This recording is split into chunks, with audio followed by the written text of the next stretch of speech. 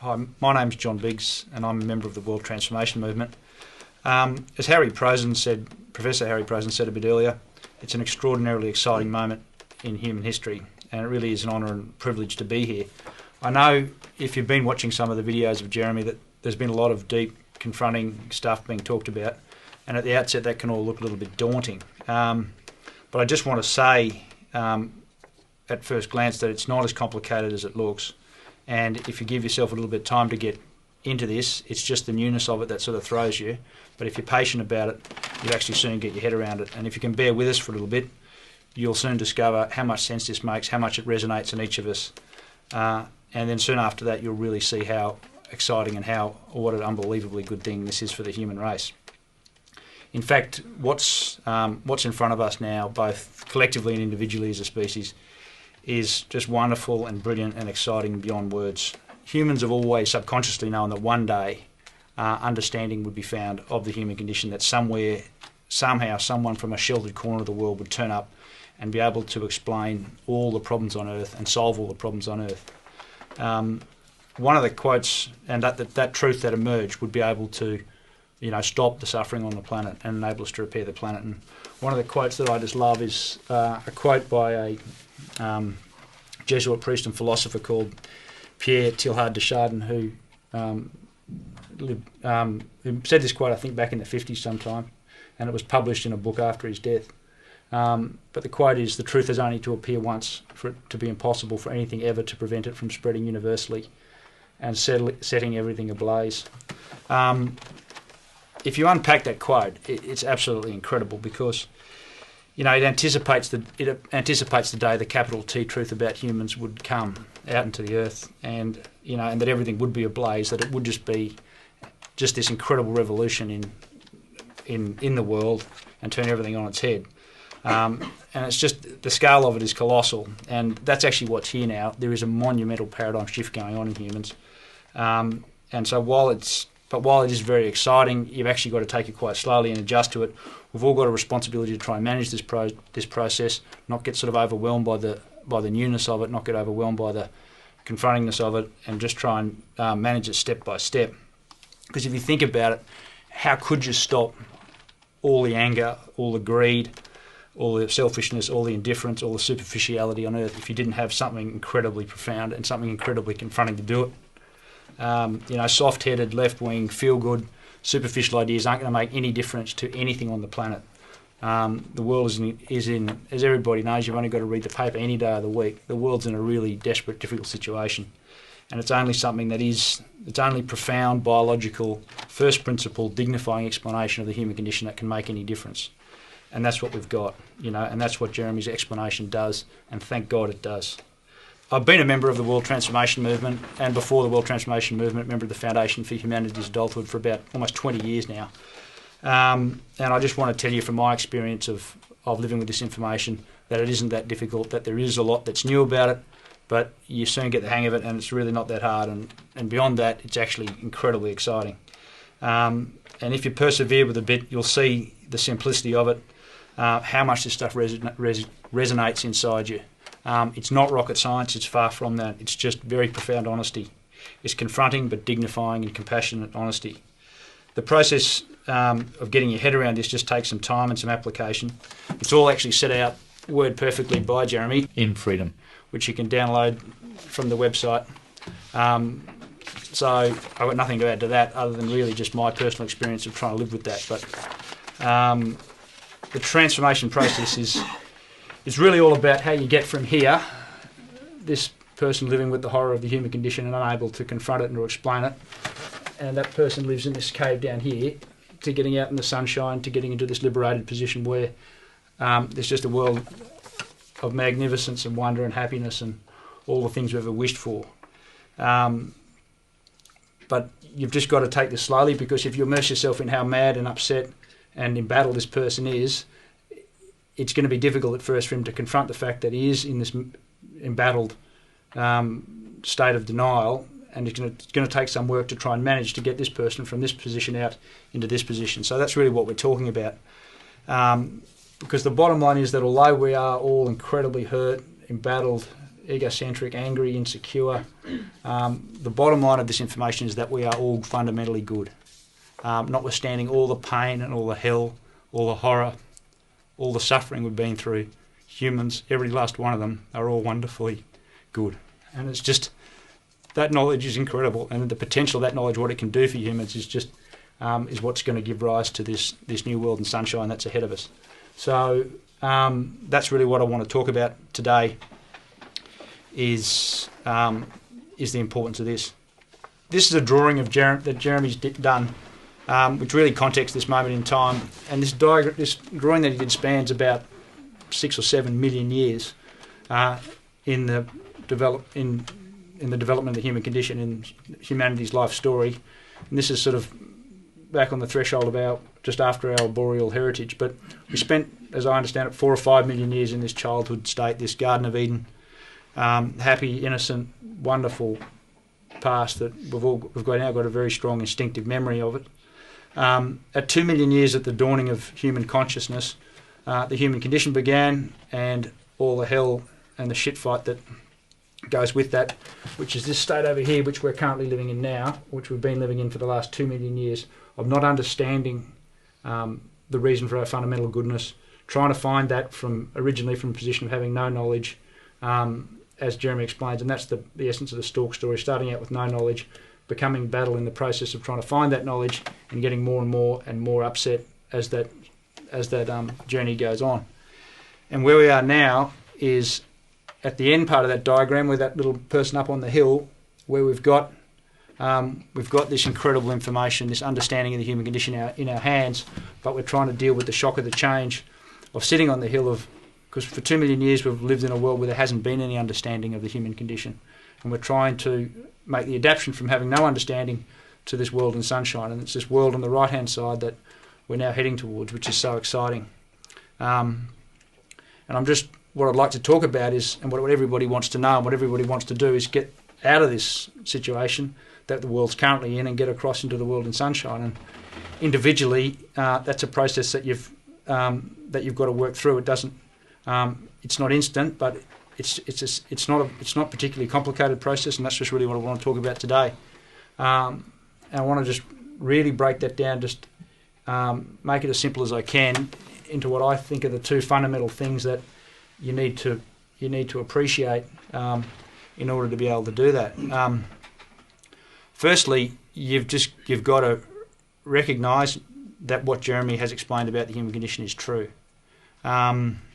It's very easy for humans who live in the state of denial, on the front of the book, this Cringing in Terror, this William Blake's painting of humans, and just fall back into our historical ways of coping.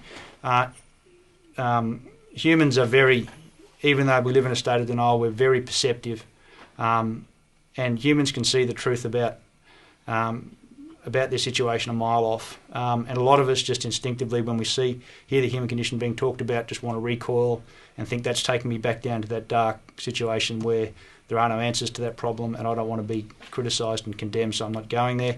So a lot of people just, when they're confronted with some explanation of the human condition, because for 2 million years there's never been an answer to that, they all just fall back into their historical way of coping, which is going back into denial. Some people get angry and attack the world transformation movement and Jeremy, and that's what's been happening to us to a significant degree too, to a very significant degree for the almost last 20 years now. So, but there's a third response other than just falling back into denial and getting angry, and that's to try and develop some appreciation of it. And I accept that at the outset people are entitled to be sceptical, 100% sceptical, about whether Jeremy has explained the human condition. And initially, like with any idea, like Copernicus' idea or Charles Darwin's idea, there'll be millions of people who can't cope, but there'll also be a lot that can cope and that don't want to live in the old paradigm, that want to take things forward. And if you take the time to watch some of the videos of Jeremy explaining the human condition or read one of his books, you'll soon appreciate for yourself just how true they are. And I encourage you to persevere with this, and it normally takes a couple of sessions, like a week apart, if you watch, to try and get an appreciation because of this, what we call in the world transformation movement, the deaf effect, which is the fact that historically we've always lived in denial of the human condition. So when you hear the human condition being spoken about, immediately, because it's so unfamiliar, it's almost as though you've got an instinctive ability just to sort of block it out and not hear what's being said. It's so new, and it's coming from such a profound quarter. So it takes some effort to apply yourself at the outset to try and get your head around what Jeremy's saying. Listen to it carefully. I encourage you to persevere with that. But it doesn't take too long. I'm only talking about listening to his videos a couple of times, a couple of weeks apart, and I think you'll get an appreciation of what he's talking about. In addition to that, and that's something that everybody can do for themselves, but I just want to tell you something from the heart about that. What Jeremy has explained is the first principle biological explanation of the human condition. It's not some superficial feel-good trip. It's not some esoteric intellectual bullshit. It's the answer to the question of questions. It's the truth about humans. This is it, you know. And I'm not saying you should take my word for it, but I'm asking you to try to take the effort to try and verify that for yourself. If this is what it's saying it is, it should stack up.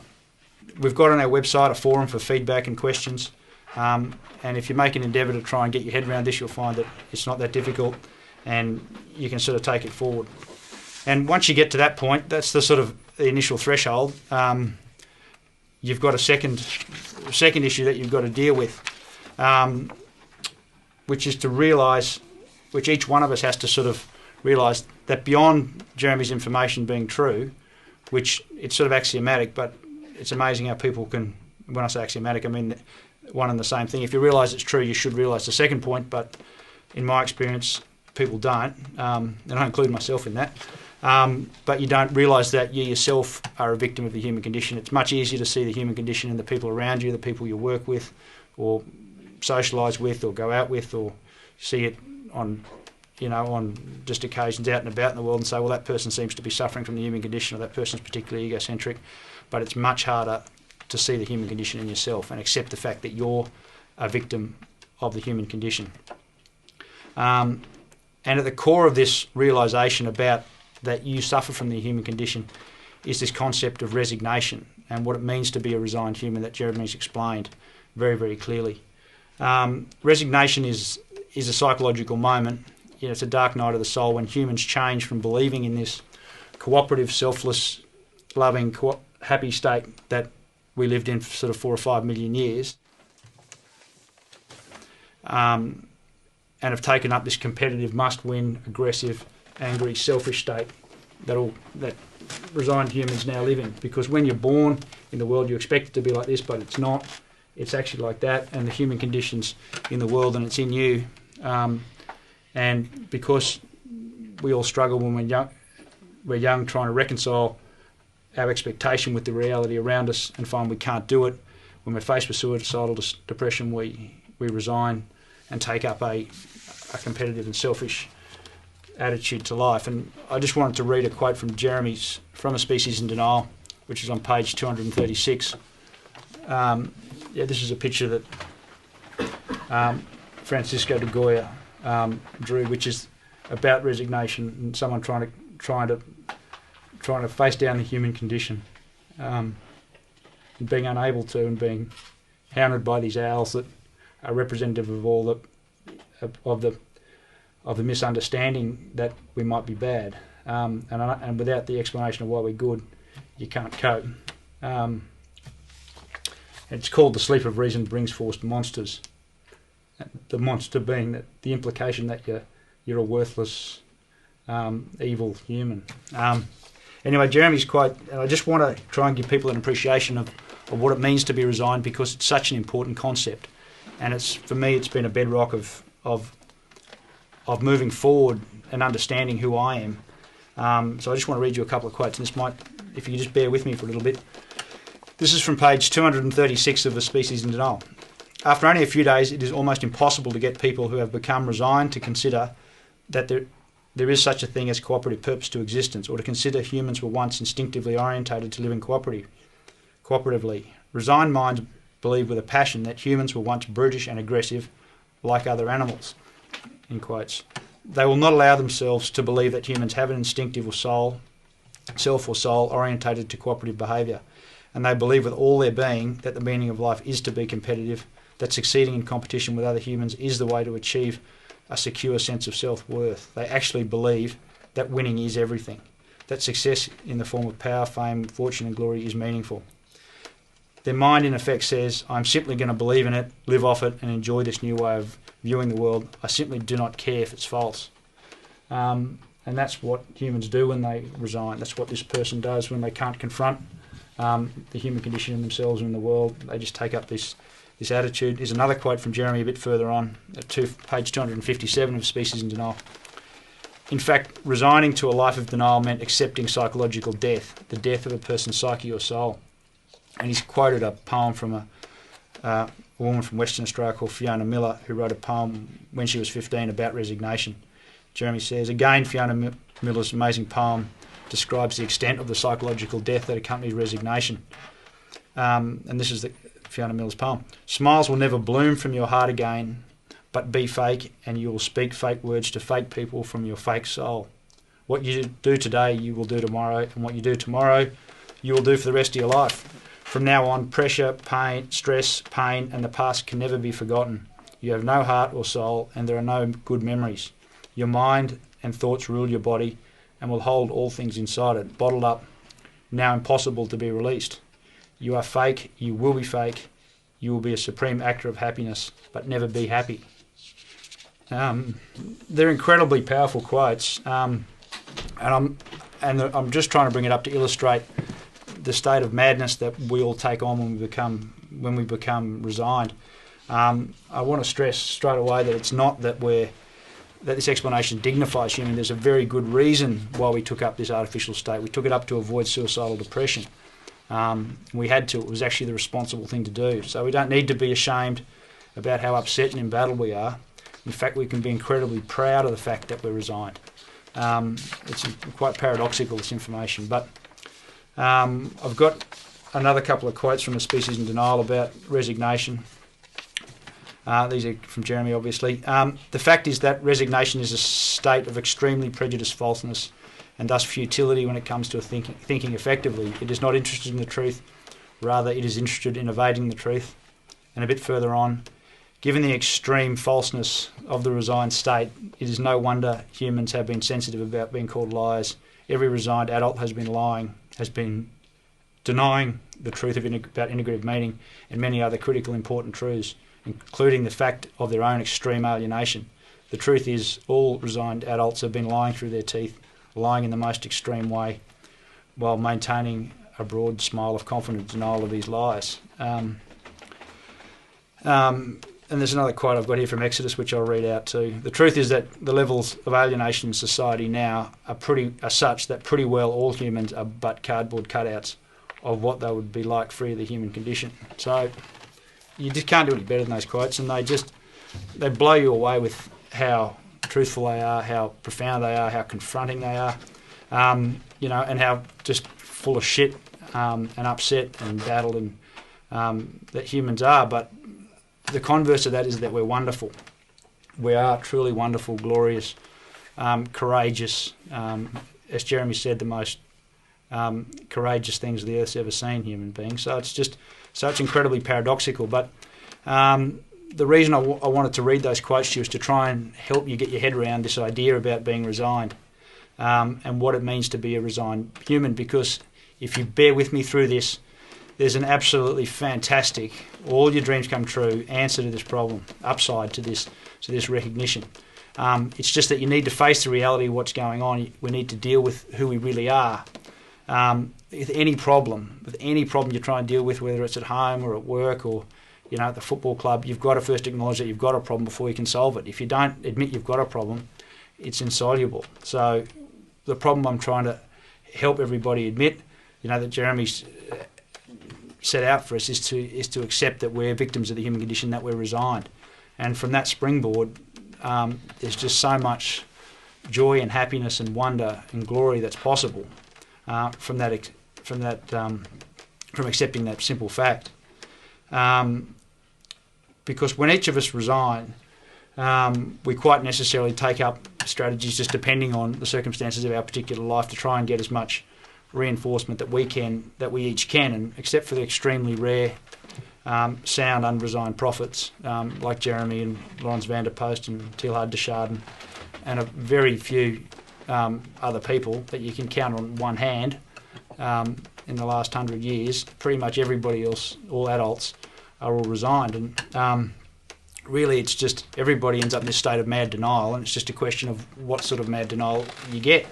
But we're all mad, you know, and we're all...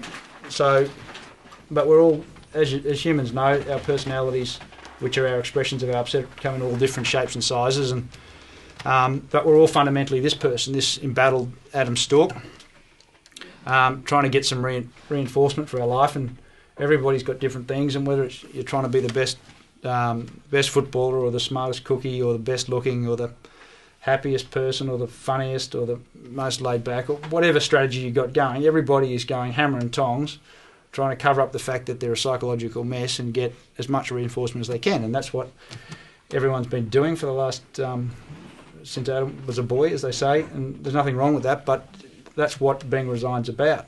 My background, I just want to talk about for a moment. It's irrelevant, truly, in the scheme of things, but it's as good as an example as any. Because of my personal upbringing, I became what we described in the foundation as a power addict, and I had a particularly extreme desperation, you know, for power, fame, glory, and fortune, you know, and like a huge proportion of the men in my generation. You know, under the surface of pretending to be a happy, relaxed, good bloke, you know, let's go to the pub, let's, you know, go down and play footy and go to the beach, whatever.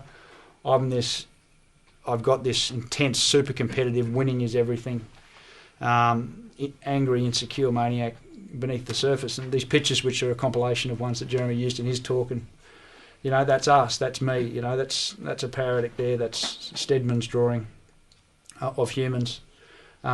But this is what humans look like, truly look like, you know, and that's the human condition. That's what, I'm not some centred, sound, secure person. I'm this incredibly embattled, angry, hurt, alienated maniac.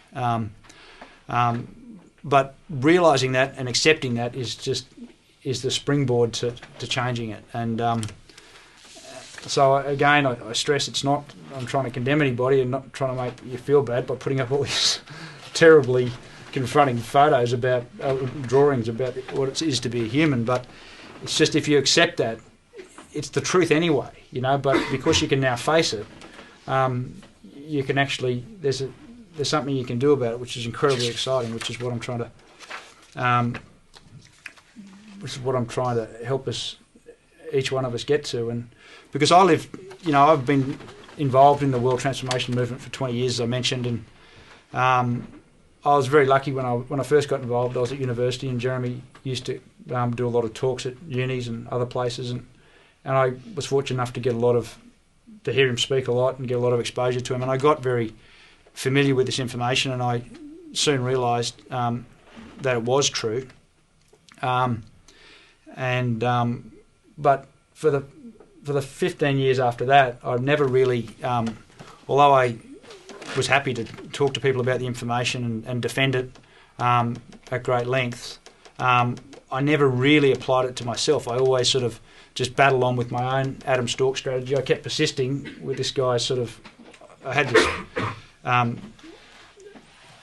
If you look at it, it's quite sort of schizophrenic in a way, that I'm supporting something that's the truth about humans, but in my own life I'm not personally sort of embracing it. I'm still sort of thinking that my strategy to life of racking up fame and trying to rack up wins and, you know, make money and do all the competitive things that humans do is going to make some difference. And so I battle on with that like humans do, you know, for sort of 15, 16 years after understanding this information was true.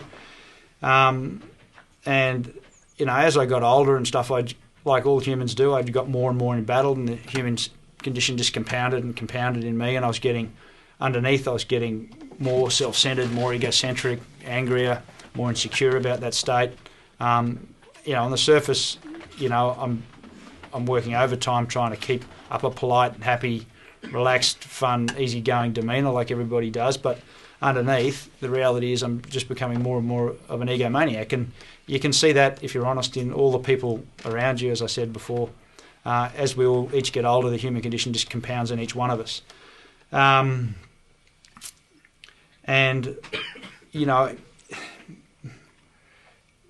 what I eventually came to realise and accept is that once you're resigned, that's it. You know, you are this mad, selfish, egocentric, massively embattled human, and you can't unresign. You can't actually unscramble that egg. You can't get back and renegotiate that dark night of the soul when you're resigned. And frankly, I don't want to.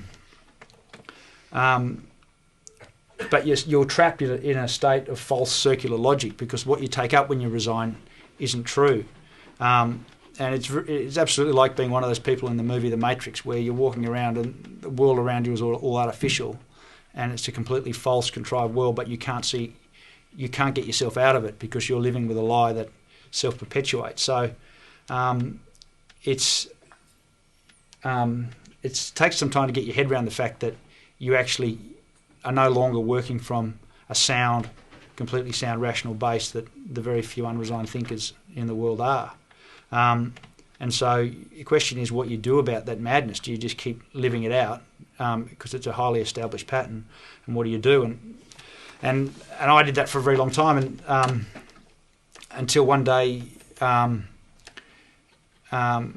Tony Gowing, who is also a member of the World Transformation Movement, I came across him, and he'd just recently taken up this transformed life force state, and I'd known Tony for a long time, and he's a very talented bloke, but, you know, like all of us, he too used to go around most of the time just completely preoccupied with his own situation, trying to get wins like I was, and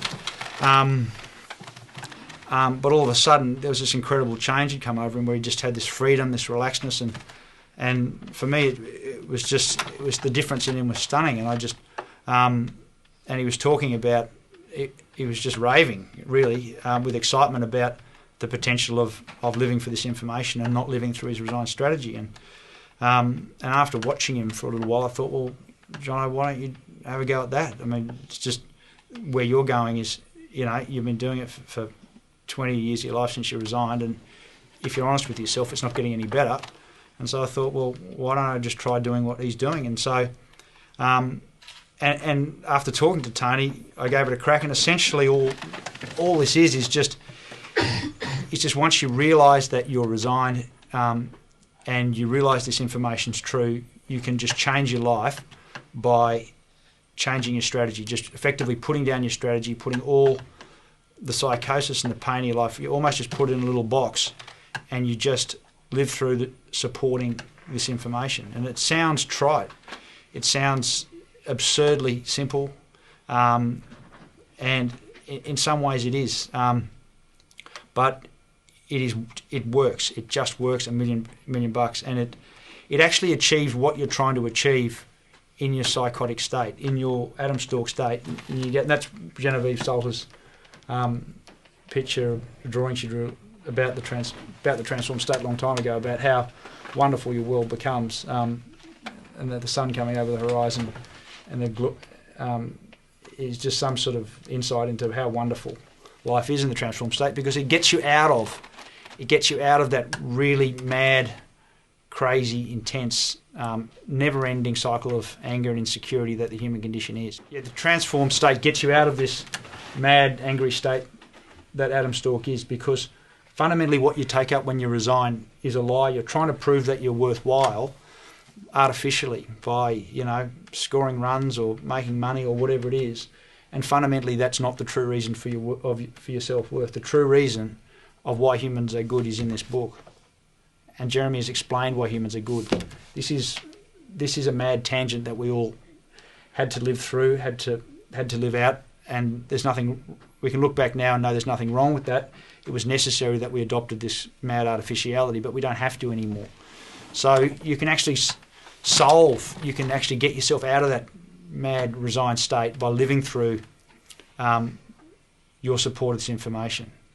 The trick to making this work is to let go of internally your old resigned strategy and take up supporting this information as the meaning and purpose of your life, because that's what humans should do, and it's an honest thing to do, and it works because it's honest and because it's grounded in rationale.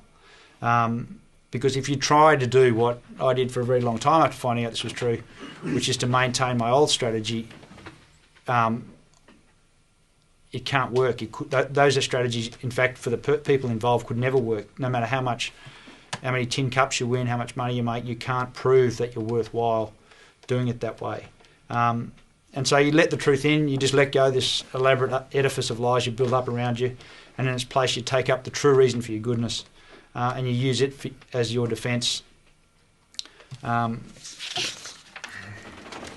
once you make this commitment inside yourself, it's just incredible.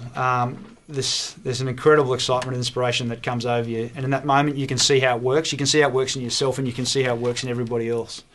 And you can see in that moment how the world can be changed. You can't see it the moment before you make that decision, but you can see it the moment after.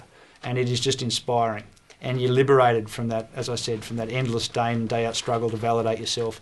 You don't care about who you are. You don't care about where you came from, how much shit you've been through, how much pain and unhappiness you've suffered. That's all irrelevant. You're just instantly freed from the psychological agony of your position. And I know that is a huge claim to make, but that is what happens when you let go of your resigned strategy and put your faith and live through this information, live through what this information can do for the world. It's absolutely incredible. And then all you want to do thereafter is get this information out into the world and stop all the suffering on the planet. And that's what we can do now. And you can access an incredible, profound compassion for humans and for yourself. So this is a drawing that Jeremy drew about how the world's going to change, and it's got over on this side the existing cave-like dead existence that we currently live in, and this sunshine highway across this chasm of unconfrontable truths about humans. And the importance of understanding resignation is so that you can is because it gives you a grip on the reality of why you're stuck over here and how you get out of it. Because it's from that realisation that you are a resigned person suffering from the human condition that's stuck over here that enables you to have this change of heart, that enables you to cross this bridge over the sunshine highway into this into the new world where everything's just wonderful. And the relief that you get and just through the roof excitement is just incredible. It doesn't nothing can touch this. This information has a purity and a beauty that's just out of this world. It is the sun rising from the deepest, darkest, coldest night that humans have ever known. As Desjardins foresaw, everything is ablaze, you know. Prue Westbrook, one of the members of the World Transformation Movement, said the human body can't cope with the levels of excitement that the transformed state generates, and that's probably true. There are absolutely, other than being an embattled human, there are no other prerequisites or qualifications that you need to be part of this. For humans from one end of the earth to the other, it's just on for young and old now. It is. Anyone who wants to be part of this can be part of it, and so I just encourage you to get into it. It's not difficult. All you've got to do is just get started, listen to what's being said and follow the logic and take it step by step. It is beyond comprehension how much wonder and fun and excitement and happiness we've got coming. And we've got a forum on our website for feedback and questions on this whole process and how to manage. So I encourage you to get into it.